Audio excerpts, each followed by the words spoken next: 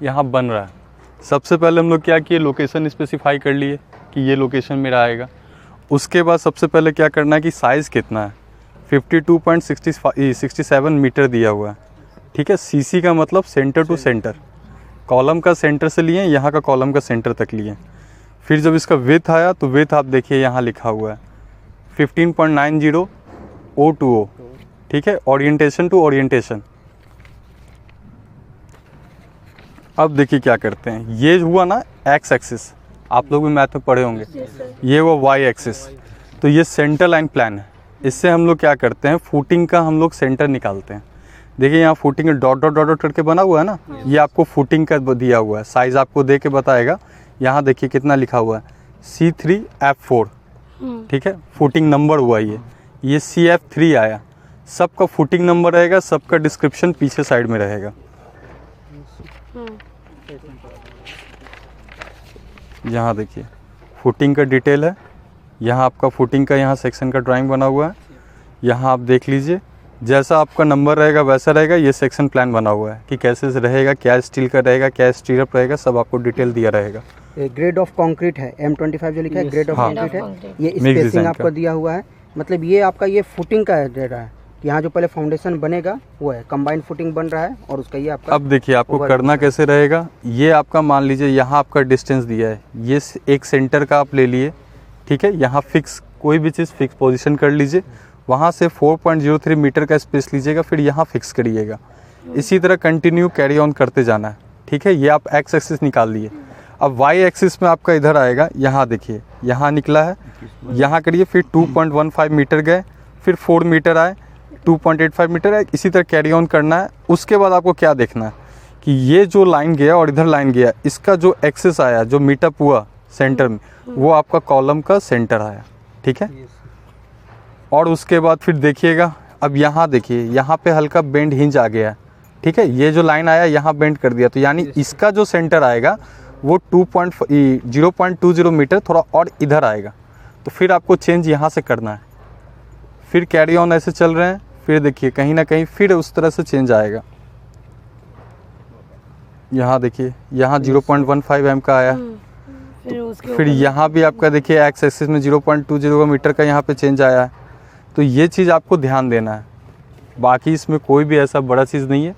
लेकिन जब आप लोग लेआउट करिएगा तो सबसे पहले देखिए हम लोग क्या किए, सबसे पहले भी हम लोग साइड में लॉक किए, ठीक है।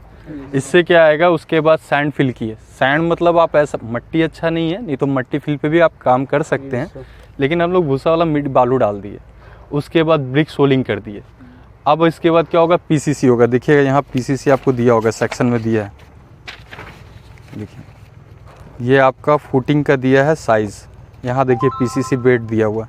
तब आप उसके यहाँ पे आप स्टील बिछाइएगा। स्टील क्या है, 12 mm का 120 का स्पेसिंग दिया है सेंटर टू सेंटर का। स्टीरअप का यहाँ ऊपर वाला जो आएगा देखिए डबल जाली है, ऊपर वाला रहेगा 8 का 120 सेंटर टू सेंटर रहेगा, ठीक है। और ये हम लोग जो लेते हैं, ये ग्राउंड लेवल रहा। ग्राउंड लेवल हम लोग लेते हैं किसके हिसाब से, जितना मेरा लेवल प्लिंथ का रखना है हमको रिक्वायरमेंट के हिसाब से, उसके हिसाब से हम डिसाइड करेंगे।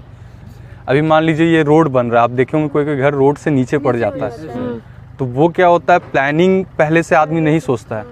अभी हम लोग को सोचना है कि मेरा रोड का लेवल कितना आ रहा है, उससे हमको कितना लेवल बिल्डिंग को ऊपर रखना है।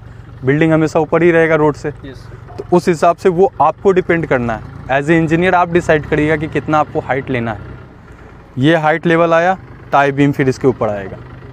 अभी आप लोग देख लिए, ये एक स्टेप देखे, ये स्टेप के बाद हम लोग फुटिंग कर लिए, कॉलम शॉर्ट कॉलम कर लिए।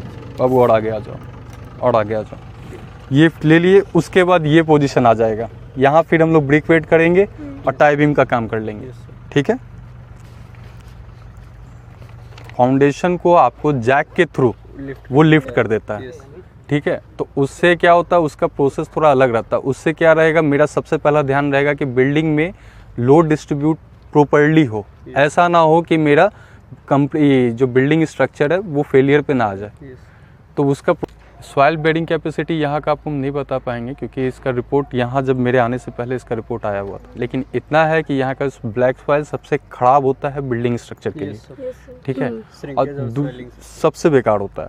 और यहाँ पे दूसरा क्या है, हम लोग पाइलिंग नहीं कर सकते हैं। इसका रीज़न यही है कि 8 से 9 फीट पे यहाँ पे वाटर हमको मिल जाता है। तो पाइलिंग की, हाँ, तो कम से कम हम लोग पाइलिंग भी नहीं कर सकते हैं।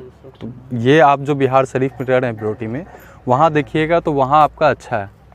वहाँ आपको एक फ़ायदा मिलेगा कि वहाँ आपको वाटर लेवल नहीं आता, वहाँ बेयरिंग कैपेसिटी अच्छा है। सर को हम रिपोर्ट भेजें, बिहार शरीफ का ब्रोटी वाला है, वो आप लोग मट्टी का कितना है वो टेस्टिंग में जाता है कि उसका बेयरिंग कैपेसिटी कितना है, कितना लोड वो स्टेयर कर सकता है, बर्दाश्त कर सकता है। बस वही उसका मेन चीज़ रहता है। अगर मान लीजिए यहाँ का मट्टी अच्छा ना रहे और आप लोड डाल रहे हैं, जैसे ये गीला मट्टी है, इसमें अगर अच्छा खासा हम वेट दे देंगे तो बैठेगा ही, सेटलमेंट होगा।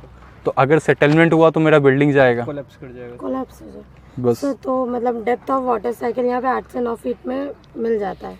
और sir depth of hardest strata, depth of hardest strata आप देखिए, अभी वो डिपेंड करता है साइड टू साइड, ठीक है। कहीं आप जब अगर लोड मारिएगा तो कहीं जगह पर मट्टी थोड़ा आपका अच्छा रहेगा।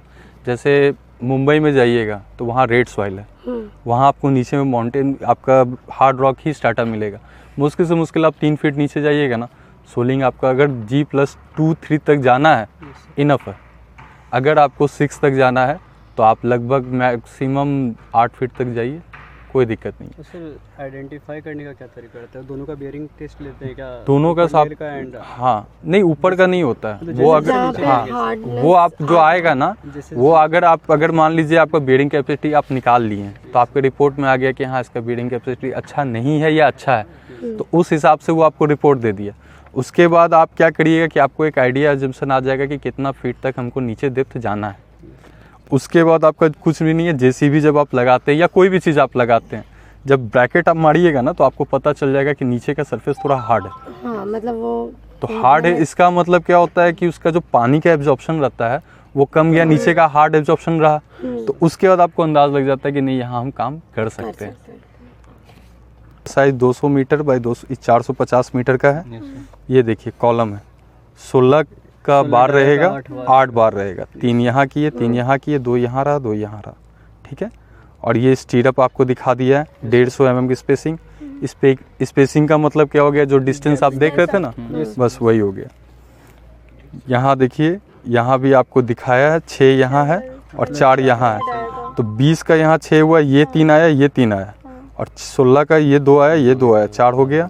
स्टीरअप आपको देखिए दिखा दिया, एक मास्टरिंग देखिए यहाँ आपको दिखा रहा है, मास्टरिंग, और ये आपको यहाँ दिखा रहा है। मास्टरिंग हम लोग क्यों लगाते हैं? ताकि सर ओवरऑल बीच में डाल देता है, लेकिन जेनपोर्टको वाला है ना वो कैंटिलीवर हैंग कर रहा है, ठीक है। तो ये कैंटिलीवर जब हैंग करता है तो कैंटिलीवर किसको कहे, ये जो सपोर्ट आया इससे जो इधर आ रहा है एक साइड ही सपोर्ट दे रहा है, उसको कैंटिलीवर बीम कहे।